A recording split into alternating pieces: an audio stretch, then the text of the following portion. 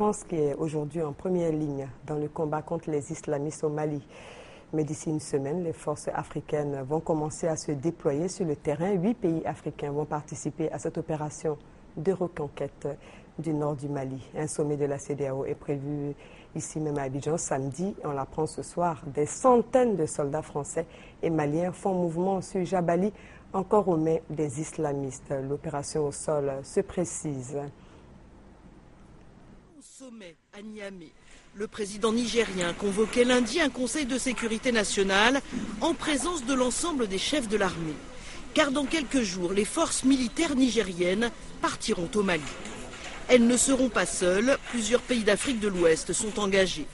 Le Bénin doit envoyer 300 hommes, le Niger, le Burkina Faso, le Togo et le Sénégal 500, et le plus important bataillon viendra du Nigeria. Au total, plus de 3000 hommes pour une force africaine qui sera dirigée par le général nigérian Shehu Abdul Kadir, ici en treillis bleu. Le Nigeria a déjà sur place au Mali une équipe technique de l'armée de l'air. Le Tchad n'a pas encore décidé du nombre d'hommes qu'elle serait susceptible d'envoyer. Aucun déploiement prévu pour l'instant du côté de la Côte d'Ivoire. Reste à savoir quand ce déploiement des troupes aura lieu.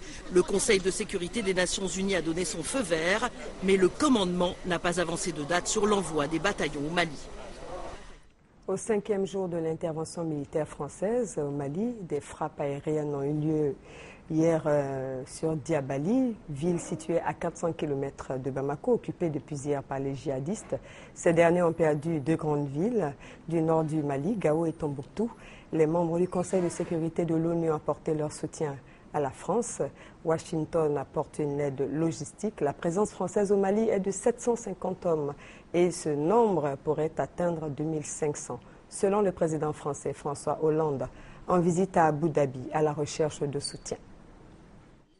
C'est le branle-bas de combat au centre de commandement des opérations aériennes à Paris. Le ministre de la Défense se fait présenter le dispositif mis en place dans le cadre de l'intervention française au Mali.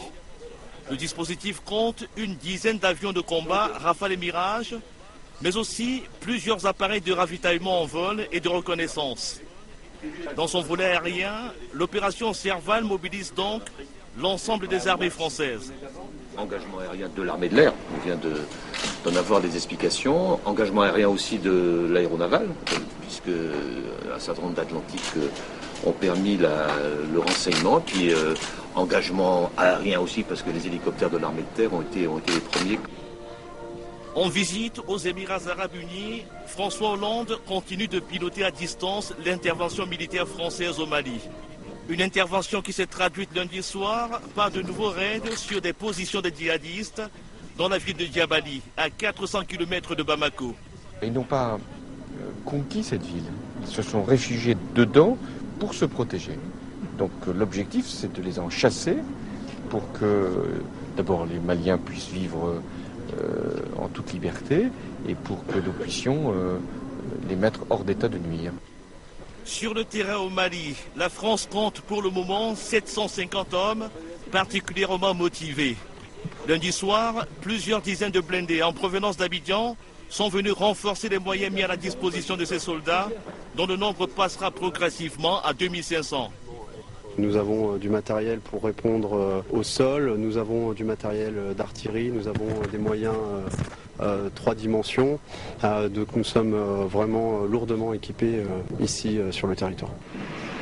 L'intervention militaire de la France au Mali bénéficie du soutien de la communauté internationale. Lundi soir, au siège des Nations Unies à New York, des encouragements ont été adressés à Paris. Ce mardi, plusieurs pays européens et américains se sont engagés à apporter une aide logistique à la France. Voilà, et puis sachez que la France a rendu hommage ce mardi au premier soldat tombé au front. Il s'agit du chef du bataillon, Daniel Boiteux.